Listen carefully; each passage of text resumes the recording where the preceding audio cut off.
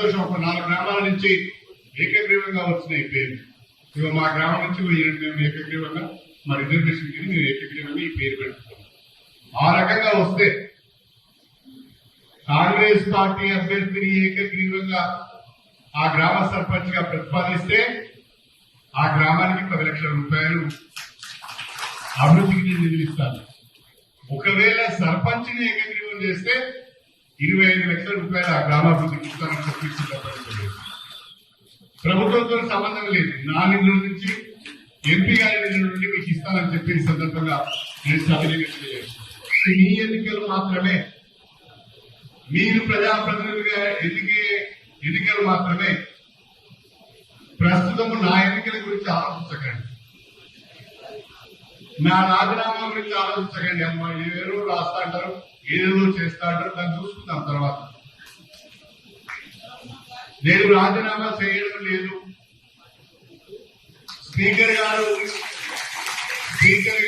ఏ నిర్ణయం తీసుకుంటారో వారి నిర్ణయం తర్వాత నా కార్యాచరణ ప్రణాళిక ఉంటుంది. ఏ నిర్ణయమైనా నియోజకవర్గ ప్రజల ఆశీర్వాదం ఉన్నది, మీ అందరి సహకారం ఉన్నది. 2-3 మాట్లాడుతూ చెప్తున్నారు, సార్ 73 ఏళ్ళు వచ్చినాయి, 74 ఏళ్ళు వచ్చాయి. 2 నాతో నడవండి ఉండొచ్చు. చాలా మంది ఎమ్మెల్యేలు అవుతారు, మంత్రులు అవుతారు, తర్వాత కూడా పట్టాడు, మర్చిపోతారు ఒకటి.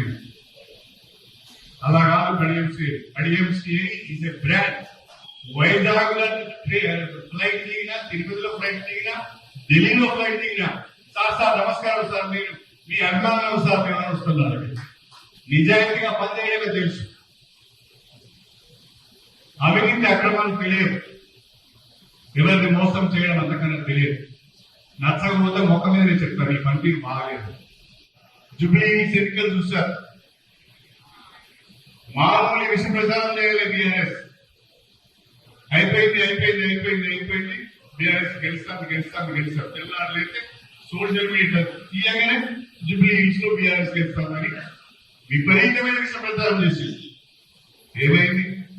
రేవంత్ రెడ్డి గారి నాయకత్వంలో 25,000 ఓట్ల మెజారిటీతో మనం జూబ్లీ హిల్స్ గెలిచినాం.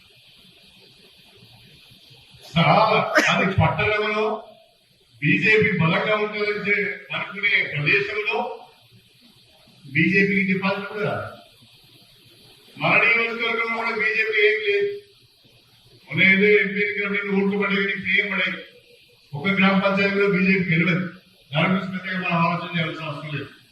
మన పోటీ అంతా బీఆర్ఎస్. శకునం చెప్పే బల్లి కుడితిలో పడ్డదని.